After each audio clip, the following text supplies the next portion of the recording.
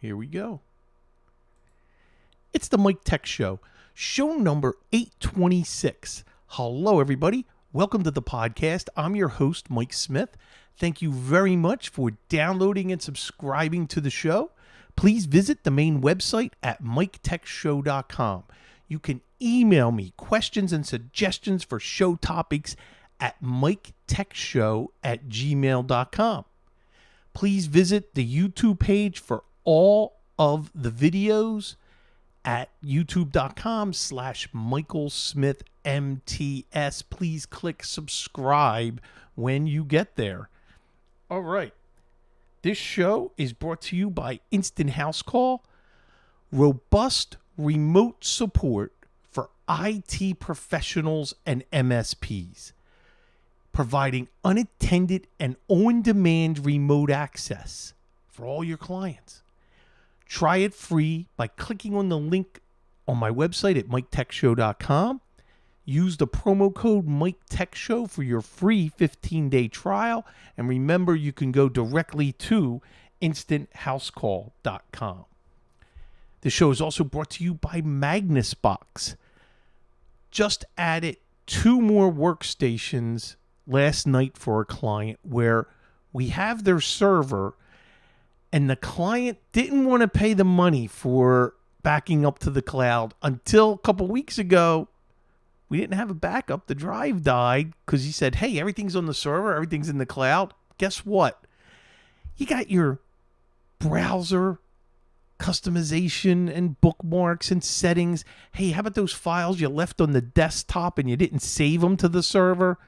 He got caught. So him and his partner now back up via MagnusBox. I put the client on, piece of cake. It just works flawlessly. You have a great dashboard that you can log into at magnusbox.com, and you can monitor all the jobs. You can even change the jobs from one pane of glass. It is tremendous. Go to magnusbox.com. Mention you heard it on the Mike Tech Show. They only sell to partners and resellers.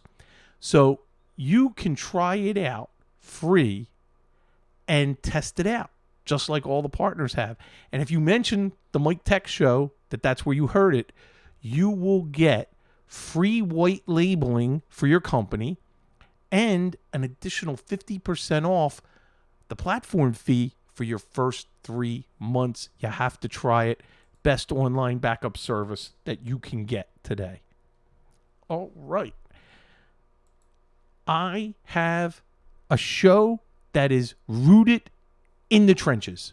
We're going to talk about Mail Manager, a client office move, phone changes I had to make, and client security cameras.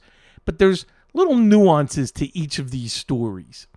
But first, a quick update. Just wasn't feeling good for 2 days, Sunday and Monday, but Tuesday, boy, I had a lot to do, and it's so good I started feeling better because I picked up my new custom shoe inserts that were molded for my feet. They're working great. I know they say a few weeks to break in. I actually like them. It's a little different, but I know I'm getting used to it, and hopefully keeping my fingers crossed that this will prevent further foot fractures. So we don't want that happening again. And this should help correct that. Now, picked up my new reading glasses finally with the prescription that I want. Not progressive. And I love these frames. They're titanium and they are so light. And the prescription I got, and everything does look great. I always got the reading glasses that are 1.5 magnification, and that's 1.5 in each eye.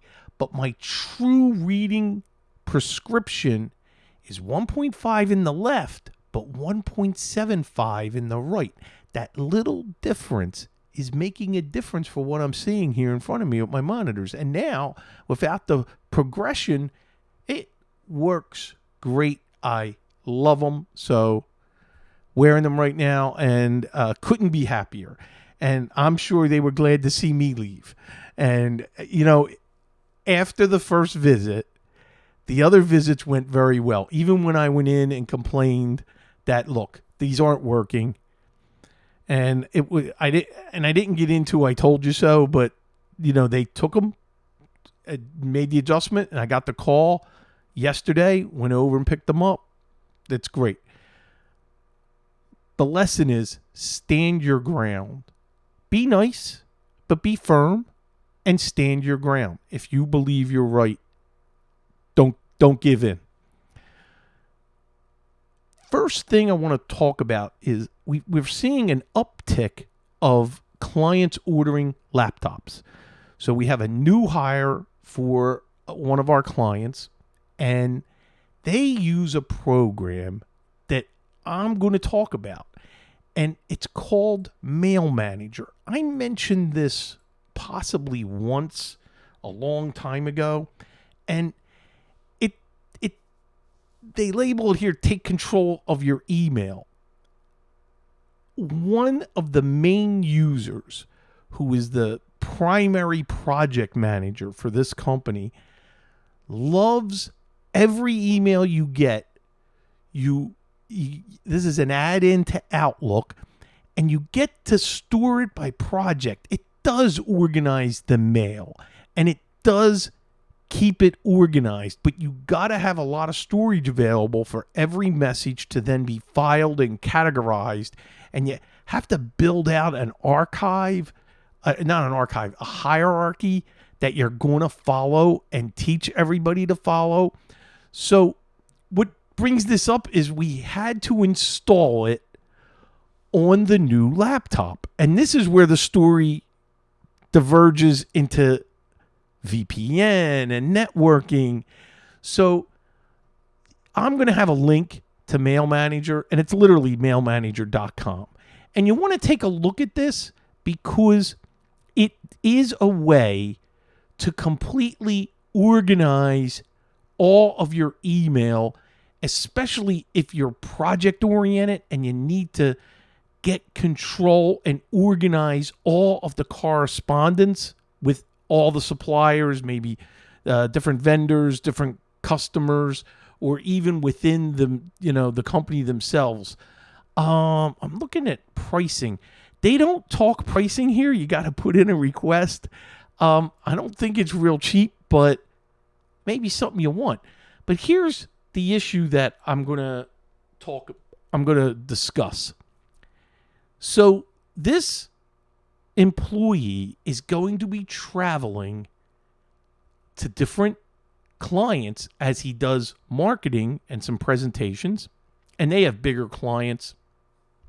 So he's also going to be in the office.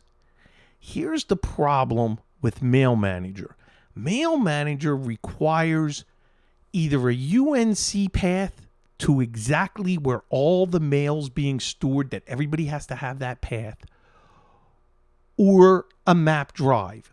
So they have a Synology, and we have an area carved out that we map everybody's S drive to the Synology, to this area. And we tell Mail Manager that's where it is. Now, that's great when they're in the office. When they're home, I've been very fortunate during the pandemic that everybody has either a second system or they're not going into the office at all. So we're only talking about 4 or 5 employees, and I use OpenVPN to the Synology for them to authenticate, and to get the drive to map to the Synology's name, I have to create an entry into the hosts file.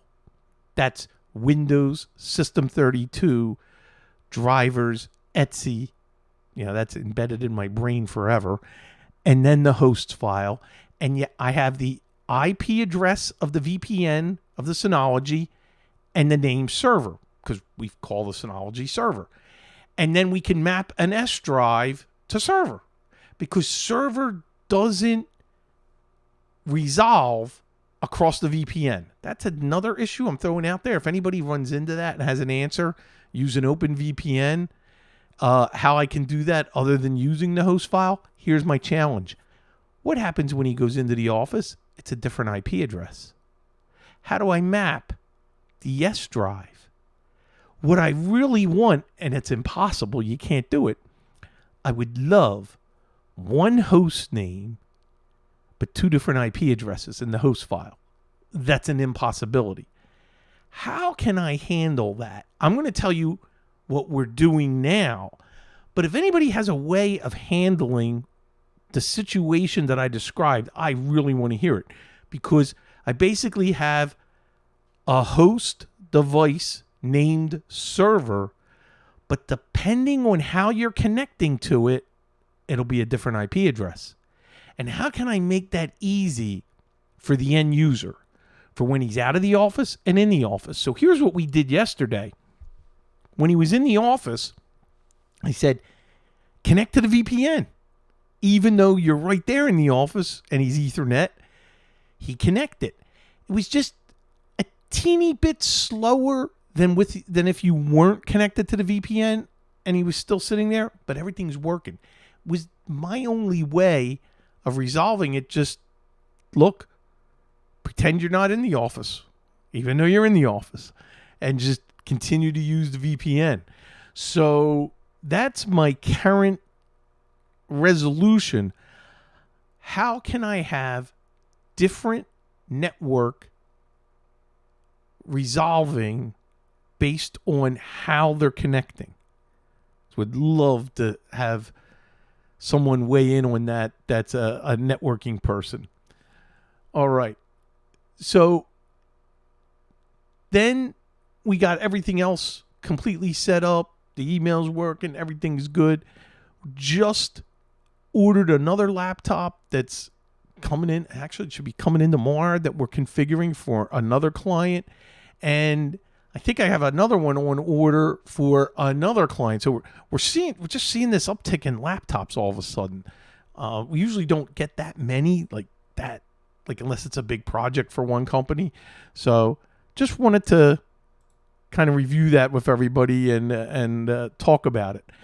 We have another client moving, and they're in Cherry Hill, New Jersey. And I know he listens to the show. A big thank you to Tom Bull, who gave us this client, a great referral.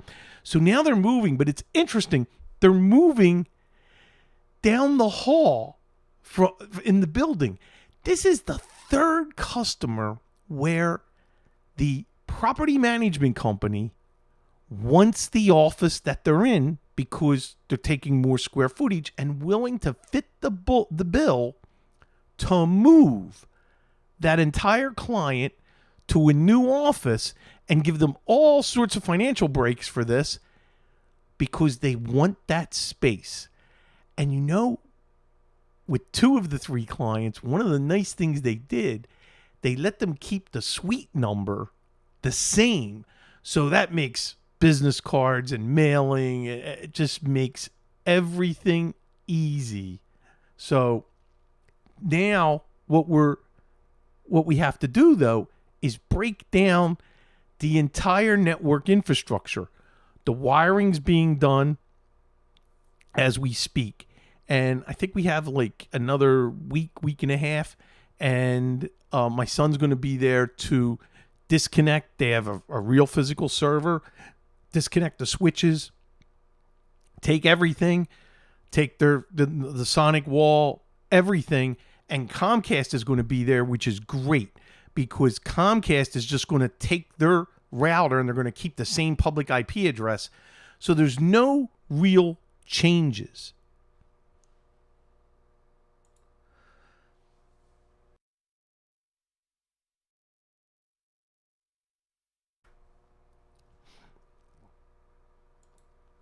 That have to be made based on the move. We're just picking it up and literally moving it down the hall. But it's still a complete total move. Got to move the multifunction machine. Still have to test everything. Do they get to the internet? Is the Wi-Fi up and running? Did the wiring company, which we have nothing to do with, did they do a good job in wiring everything? So there's still a lot of got-yous, and I got my son scheduled the entire day for handling this because he will not leave until everybody is printing on the internet, accessing everything on the server, and the Wi-Fi is working. So let's see what happens. But it's just an observation. Three clients, being told to move because of the building needing that space. And what's nice is all of our invoices will be, of course, the client's going to pay us, but they're going to get full 100% reimbursement because this is all part of the move. So we're talking travel, everything. So that's great. I still have Freedom Voice. Even though you're not allowed to add any more clients, I still have a couple clients on Freedom Voice that they're actually happy. And we have Freedom Voice I have 3 phones right now, 2 in Pennsylvania and 1 here in Florida. And they all ring, they all work. We're not doing anything complicated. We haven't had any real network outages with Freedom Voice. You can't get them anymore because they're not taking on any new clients. But for partner support, I have been very happy. I've had a couple interactions where I've had to call them. I get an intelligent human being within 2 minutes and solving and answering my questions. So have a client that's been changing their mind and how they're processing their 800 number. And they have different programs happening where they need different voicemails to respond. Like if you are sort of like, let's say, let's pretend you're a pharmacy, but they're not.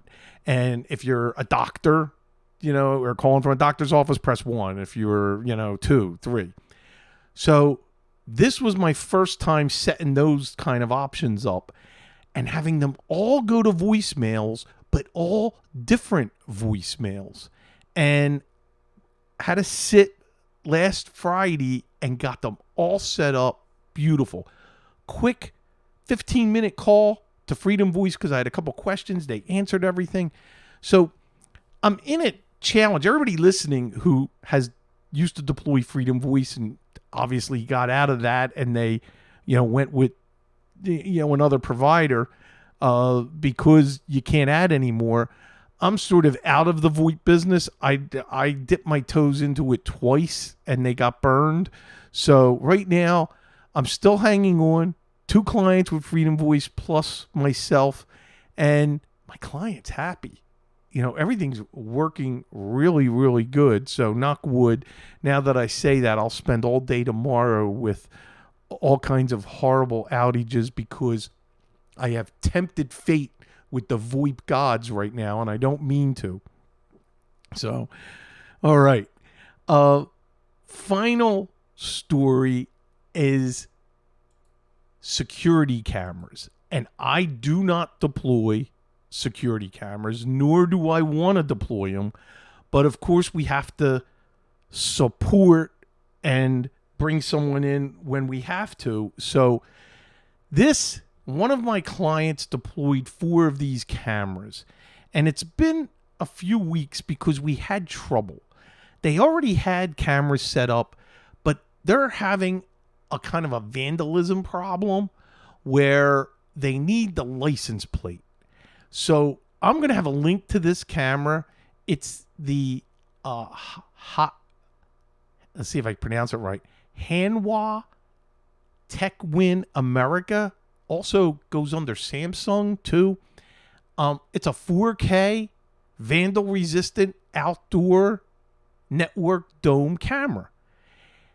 One of the things it's supposed to do is get you the license plate. But we had a great learning experience even with the security company that was deploying these. And we had to get the manufacturer involved. And they were a big help once we finally got to them.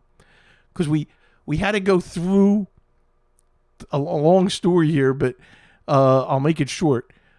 The installer was a subcontractor for the security company. And then to get through to the manufacturer, we didn't have direct access.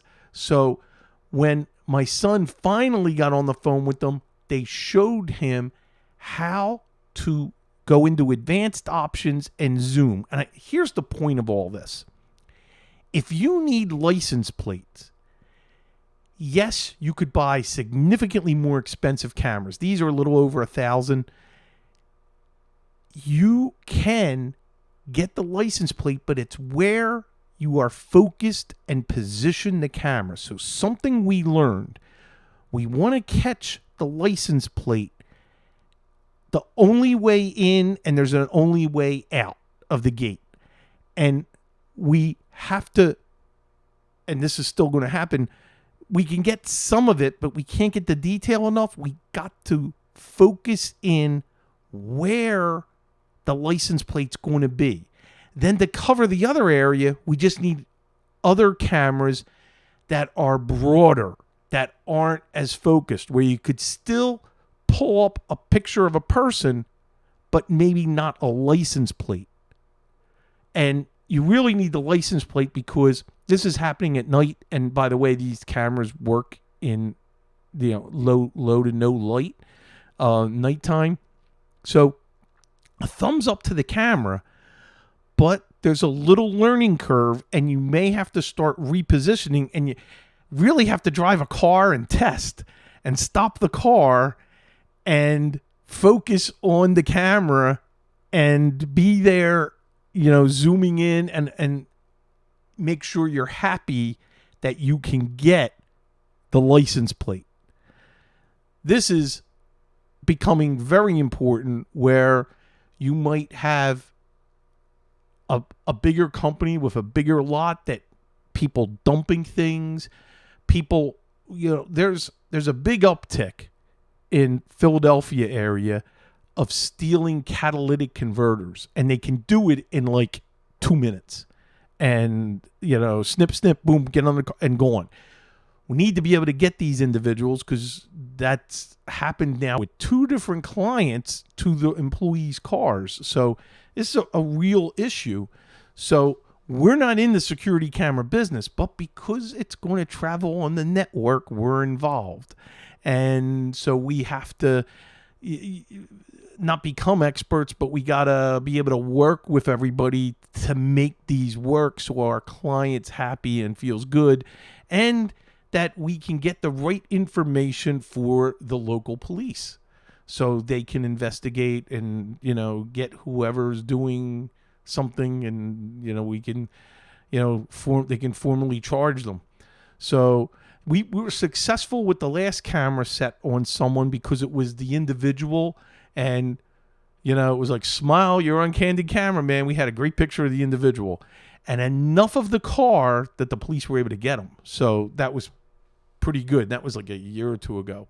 So anyway, wanted to bring this up because these are projects we're involved in with our clients to make sure everything's working. And I'm always looking for someone to partner with. Like, we don't do our own wiring. That's not what we do. I'm never going to do something that we are not good at. I make that always very clear. Get someone else to do, partner with someone else, or subcontract, or just recommend. And that's what we did here. We literally found someone that we worked with that's actually in our BNI network and recommended them to the client. And that's the best thing, I recommend to anybody. Don't try to do these things if this is not your expertise. It's only could get ugly. So partner with people, which this is a really good segue. I like servers. I grew up on servers. I've worked on servers for years and years and years in the corporate world. If you, let's say, don't work with servers, but you need some help, there's maybe a project you're willing to maybe possibly walk away from because you don't feel comfortable with that. Well, that's something I can help you with. And you can contact me, MikeTechShow@gmail.com, or my consulting email, mike@mhsconsulting.net. Let me know. We'll have a conversation. I'll tell you my rates and see if we can work something out. I can help you out. And I'm doing that for a few clients, a few listeners that turned into clients, and it's working out really, really well. So, and you've heard me talk about the different stories for them over the last couple months. So this is one of those examples. I'm never going to install the security cameras. I don't think I'm ever going to install VoIP again by myself. I'm going to bring in the expert, partner with them, or to do the install, and then we help support it. You're always going to be better doing that than trying to bite off more than you can chew. If things go wrong, it's going to make you look really bad. And I think that's the point of this. And even the company that provided this didn't know how to properly zoom and get to the license plate to get to focus on a finer, tighter area. We had to get the manufacturer involved. But that's okay. It's teamwork. And we finally got to everything that we need.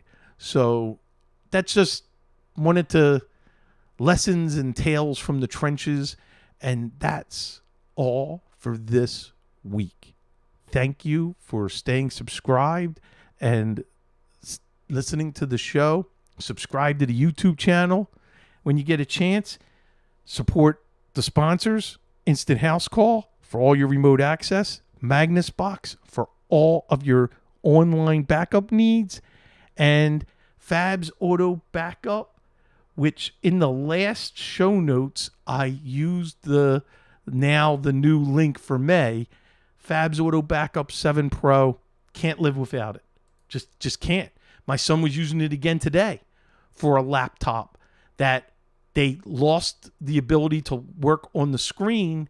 And what we're doing now is he was able to take the drive out, use Fabs to quickly get everything backed up because the system's going back to the manufacturer. And we're not sure because of all their data. Are they going to lose anything? We do not want to lose anything. And that's something you always want to be aware of for your clients. Don't let them just send the whole machine without a known backup of the machine or grabbing all the data. Or even if you did a Magnus box and do a local backup and have it, do it. Don't leave that in the hands for anyone else. So that you may send it back to the manufacturer and they may just redo the system without telling them. Can't take the chance on that. That is it.